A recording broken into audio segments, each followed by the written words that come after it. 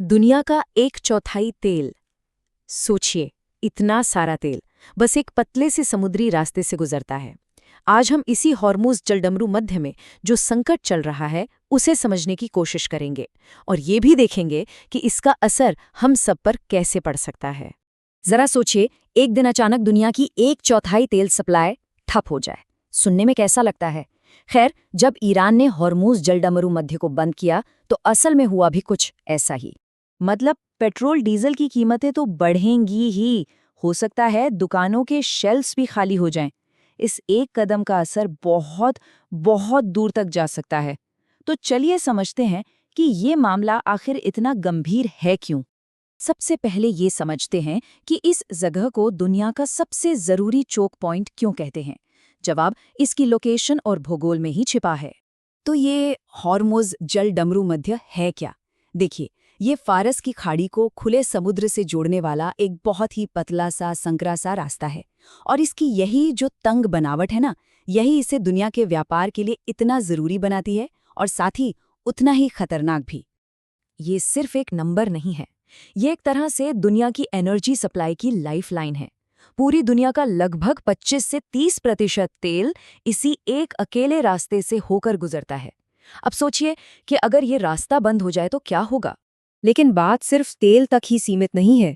इस एक रुकावट ने पूरी दुनिया की सप्लाई चेन में आप कह सकते हैं एक भूचाल सा ला दिया है।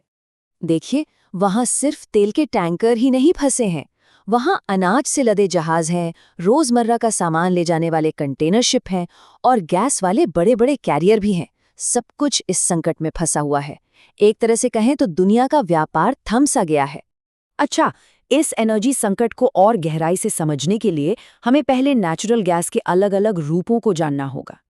एक मज़ेदार बात देखिए, चाहे हम अपनी गाड़ियों में सीएनजी भरवाएं या हमारे घरों में जो पीएनजी आती है पाइप से, या फिर वो एलएनजी जो बड़े बड़े जहाज़ों में भरकर एक देश से दूसरे देश जाती है, ये सब असल में है एक ही चीज़, नेचुरल गैस।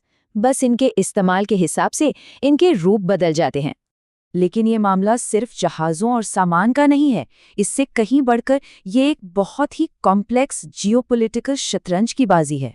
तो इस खेल में 3 बड़े खिलाड़ी मैदान में हैं, ईरान, अमेरिका और चीन। जाहिर है, हर किसी के अपने अपने मकसद हैं, अपनी अपनी चालें हैं, और जब ये तीनों ताकतें टकराती हैं तो एक बहुत ही विस्फोटक, मतलब बहुत ही टेंशन वाली स्थिति बन जाती है। और इस सारी उठापटक के बीच रूस जैसे कुछ देश भी हैं जो इस झगड़े में सीधे सीधे शामिल नहीं हैं, लेकिन इस पूरे संकट से चुपचाप अरबों का फायदा कमा रहे हैं। तो अब आते हैं सबसे जरूरी सवाल पर। इस वैश्विक शतरंज की बिसात का भारत पर क्या और कैसे असर पड़ रहा है? सोर्स का दावा है कि अतीत में लिए गए कुछ फैसलों ने, खासकर अमेरिका के साथ संबंधों के चलते, आज भारत को इस संकट के सामने और भी ज्यादा वल्नरेबल, मतलब असुरक्षित बना दिया है। देखिए, ईरान के साथ भारत के रिश्ते हमेशा से ही बदलते रहे हैं और इसका सीधा ताल्लुक इस बात से रहा है कि उस वक्त ईरान में सरकार किसकी थी। कभी दोस्ती रही तो कभी दुश्मनी। ये रिश्ते हमेशा से ही ईरान की अंदरूनी राजनीति से जुड़े रहे हैं। तो ये सिर्फ एक पॉलिटिकल फैसला नहीं था, इसका सीधा और बहुत बड़ा आर्थिक असर हुआ। भारत ने सिर्फ 12% सस्ता तेल ही नहीं खोया, बल्कि वो सारी सहूलियतें भी चली गईं, जैसे 60 दिन का क्रेडिट, रुपए में पेमेंट करने की आज़ादी, और तो और फ्री शिपिंग और इंश्योरेंस भी। खैर, ये विश्लेषण सिर्फ समस्या बताकर ही खत्म नहीं होता। इसके आखिर में एक बहुत ही मजबूत और कह सकते हैं साहसिक कदम उठाने का आह्वान किया गया है। और आखिर में ये पूरा विश्लेषण एक सीधी सी पुकार पर आकर खत्म होता है। ये कहा जा रहा है कि दुनिया में जो ये उथल-पुथल मची है, यही सही मौका है। भारत को इसका फायदा उठाना चाहिए और पाकिस्तान के कब्जे वाले कश्मीर को वापस लेने के लिए कोई बड़ा कदम उठाना चाहिए। तो आखिर में ये पूरा संकट हमें एक बहुत बड़े सवाल के सामने लाकर खड़ा कर देता है।